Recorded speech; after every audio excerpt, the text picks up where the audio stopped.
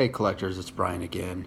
Today is a video that I've been wanting to post, but it's going to be painful to go through this video today. I want to talk about some of the biggest mistakes I've made in collecting. And I saw that Silver Jackify also posted a video on some of the mistakes he made. Like him, I collected just a ton of players like Todd Van Poppel. I think I had 200 of his rookie cards. He was supposed to be the next Nolan Ryan, and he never really panned out. But let's start. I wanted to just make this a quick video.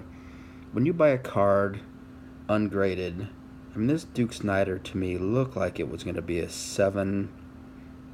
Looked like a great card. I sent it in, and of course, got it back from PSA evidence of trimming. Now for those of you that don't know, I don't know, back before PSA and some of these other grading card companies, there was people that would professionally trim these cards. There's rumor that Honus Wagner that's graded so high, one of the Gretzky Honus Wagner is also trimmed. But anyway, so this was just a minor mistake. I mean, I don't know how valuable this card is, but I was hoping for a 7 or an 8 on this card. Likewise, this Wayne Gretzky card, and I'll try to zoom in on it as much as I can. Take a good look at it. On this one, to my surprise, I guess if you look at this corner, I don't know. I've examined this and tried to figure out what the problem is with this, but this one came back as recolored, not trimmed, but recolored. So I don't know if somebody before I owned it took a blue pen and tried to touch up the corners. I can't really figure out where it's recolored. If you see anything on here, let me know, but I don't really see evidence of recoloring. And again, fairly valuable card. They're going to get worse here in a second, you'll see. But I was certainly disappointed when this one came back as recolored. Now let's talk about buying cards from other than PSA and SGC. Here's a 1941 play ball Joe DiMaggio, rated Pro 9.5. Let me tell you, when I bought this card, the process I go through is I look at the other cards that the person is selling, and if he has this person had a ton of cards that were graded all by Pro. So I took a chance on it, thinking that, okay, well, maybe he just thought that was the newest grading company, and that he would grade all of his cards with Pro, and that this was a legitimate card. And if you look, I mean, these corners are nice, centering's nice, everything's great on this card. And of course, when I sent it in, I took it off the back here, but take my word for it that I sent it to PSA and it came back as evidence of trimming. So terribly disappointed. I was hoping that this would come back at PSA 8, possibly even a 9. It's a great card. Next, Babe Ruth. Again, an expensive card, probably, I don't know, $3,000 card. If it came back, I was thinking this thing would come back a 4, maybe even a 5. BCCG 6. And this was just a flat-out gamble that I lost, quite honestly. If you look at this, this one came back. I sent this, I think, to PSA, and I lined it up against some of my other Gaudy Ruth that I have, and to me it looked the exact same size, top to bottom, left to right. So I couldn't tell, but now that this has been sent back to me twice from PSA and then the second time from SGC, evidence of trimming, I guess it's trimmed, which is disappointing. Also want your thoughts on, should I send these in to PSA, all of these cards, and have them come back to me as just authentic? I don't know what your thoughts are on that, but Is it in a PSA Authentic better than having it in BCCG 6 or Pro 9.5, etc.? Two more cards. Ty Cobb, great card, T206, bat on shoulder. Look at the corners on this thing. It's not focusing correctly, sorry about that. Ty Cobb, like I said, color, centering. I bought this card ungraded, and again, I went and looked at a lot of the other cards that seller had, and they were all ungraded. So sometimes these old-time collectors don't like to send their cards in to be graded, so I kind of took that as a chance that this was just a great card that hadn't been graded. But of course, came back evidence of trimming. Very, very painful. This card would be pretty valuable if it would have came back the 5 or the 6 that I was hoping for, possibly even a 7. It's a great looking card.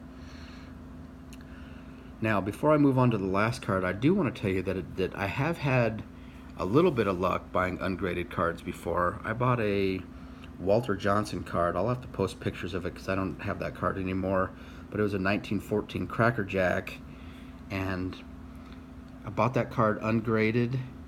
Again, I went through the process of looking at the other cards that the person sell. You know, it's suspicious if the guy has a bunch of cards graded, PSA and SGC, and then all of a sudden is selling a card ungraded. But in this particular case, I bought an ungraded card and sent it in, and it came back SGC 40. So I ended up making quite a bit of money on that card. I think I bought it for $900, and I think I sold it for $2,200, $2,400, something like that. So anyway, there are some successes to that, but these are some of my failures. Here's my biggest failure right here. Look at this card. Nolan Ryan, Jerry Koosman rookie. Mint 9, PSA holder and everything. Well, let me tell you about this. I bought this here in Colorado off of Craigslist, and the guy told the story about how he had just cleared out a storage locker, and he had this card, and he had a 52 mantle, and he had a 51 mantle, and they were all PSA graded, and they were all in great shape. And at this time, I had, PSA was the most trusted name that you can think of. Well, of course, I bought this card, and I had another Nolan Ryan rookie, and so I thought that I was going to turn around and make some quick money on this. I posted this card on eBay, and it wasn't long before I had a couple different people message me questioning the authenticity of this card. I thought that was weird since it was in a PSA holder, and you can cross-reference that PSA number, and it goes back to a Nolan Ryan rookie if you look that up. But this is a fake card. I was completely astonished. I went to Mile High Baseball Cards here in Denver. I know those guys not real well, but they were also in on, there's a fake ring apparently out of Tijuana, and PSA is aware of this, that they came in, and since that point PSA is now putting holograms and other stuff on the card. But